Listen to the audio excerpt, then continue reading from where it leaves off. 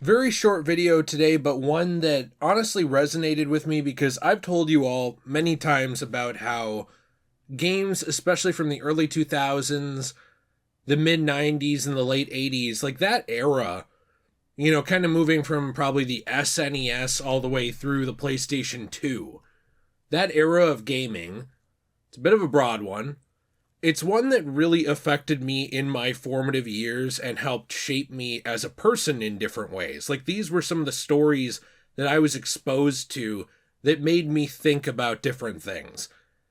And so when I saw this article pop up, it was one I wanted to talk about for a couple minutes from Games Radar, where there were actually translated tweets surrounding one of the key writers and creators of Final Fantasy X, Kingdom Hearts 2, Final Fantasy VII, also Crisis Core, basically somebody who's worked on a lot of this stuff, Kazushige Nojima, who I believe I'm pronouncing his name correctly, where essentially there was a list of games that made Japanese players cry.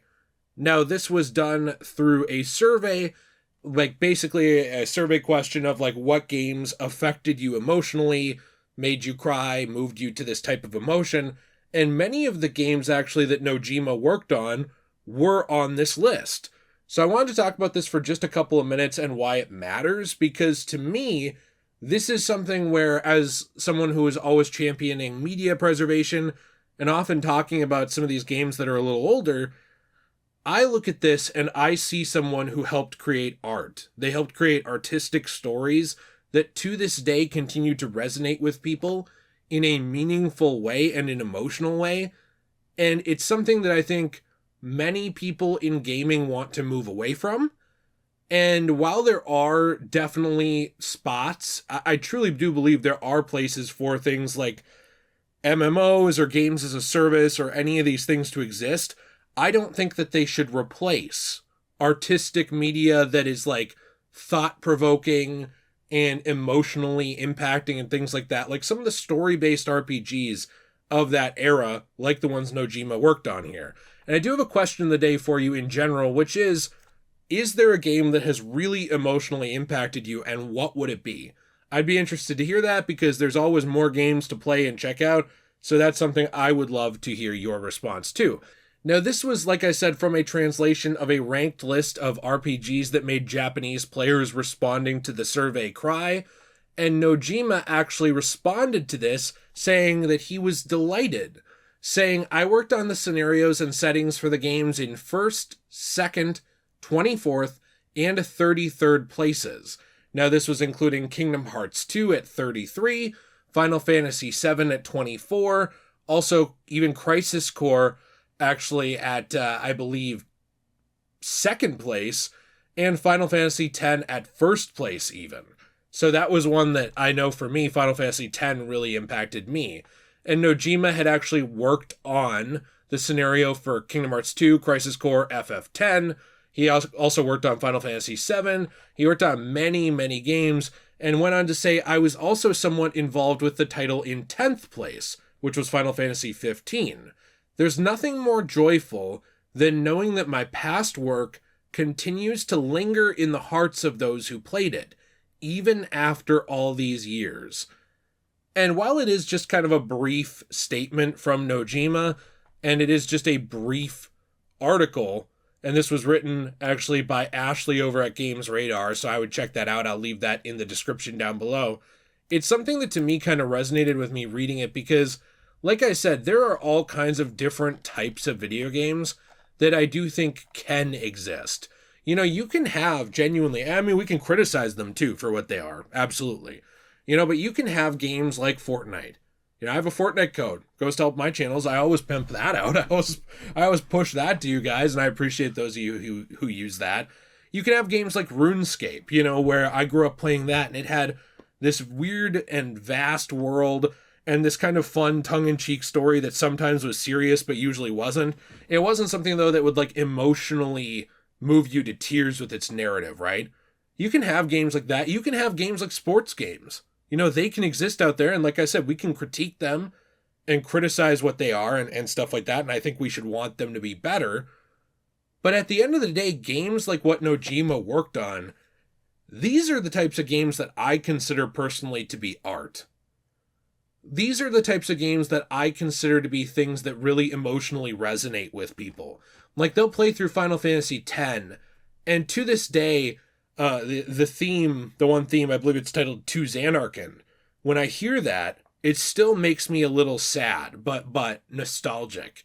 You know, Final Fantasy VII, even, when you play that game or when you come across something like One-Winged Angel, you know, that theme, it makes you kind of like feel the presence of Sephiroth, right? This evil. When you hear Aerith's theme, it's sad.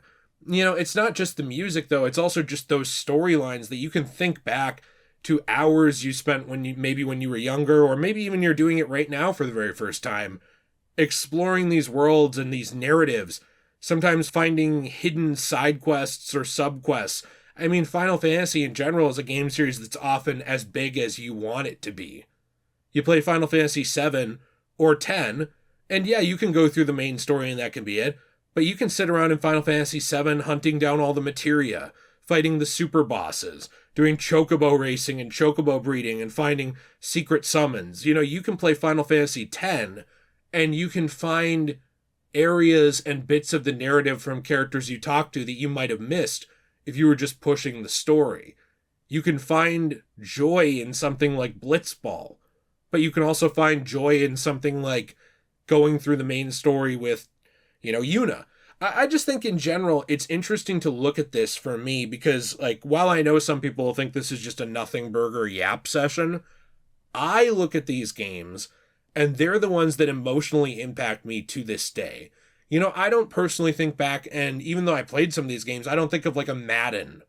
I don't think of like an NBA game as like, whoa, that really hit me in the feels. There might be some memories around it, like somebody played it with their dad before he passed away or something. There can be stuff like that. But like the narrative here, the focus on the characters, the focus on the world, the focus on evoking emotion and making you think and feel and ask questions about like what it is to be human and what you want out of life. And you're relating to these characters in different ways. I think that in so many ways, these pieces of media, something like Crisis Core, you know, these are the kinds of games that to me prove that gaming is not some kind of inferior medium to movies or books, which it was labeled for so many decades. It was labeled something that was just throwaway fun, you know, not artistic, not real art. And these are the games that I think prove that kind of sentiment wrong. That video games can be this artistic medium that make you feel, make you think, make you want to be a better person, or make you, you know, even for just a few hours, feel like you live in another world because maybe yours sucks right now. That's what the kind of games Nojima made do. And I'm really happy to see people still appreciating them to this day, because that's honestly what I think our world needs more of, is to pass those kinds of stories down to the next generation so that they can get that out of it too. Let me know what you think in the comments down below. I'm interested in that. I like Nojima's attitude here as well. It's actually very respectful of his own work and the people who worked on it, along with respectful of those who appreciated it. I think that's very, very nice. And I think that, you know, I think we could all be delighted to know that something we did impacted people in such a strong way. If you're interested in supporting our channel, like I said, there are lots of ways to do it. I have our other channels in the description. I have lots of playlists on this channel. We're going to be doing new Let's Plays over on Degenerate Plays. And also, as well, we do have our own store, cosmobunny.shop, where if you're someone who likes the preservation of media, the preservation of actual, you know, art, one thing that we do is we take art that has been damaged. So books that have been damaged, they have damaged paper. We take those things, we take that paper that has survived, we transform it through a new medium into a new piece of art, into coasters, keychains, trays, and more, and then recycle the rest. And my wife Jill actually makes handmade resin jewelry and beaded jewelry and stuff over there too. So there's all kinds of fantastic stuff. Discount code DJAY123 will get you 10% off your first purchase. So if you want to check that out, I appreciate you. Have a fantastic day. And as always, everyone, stay shway.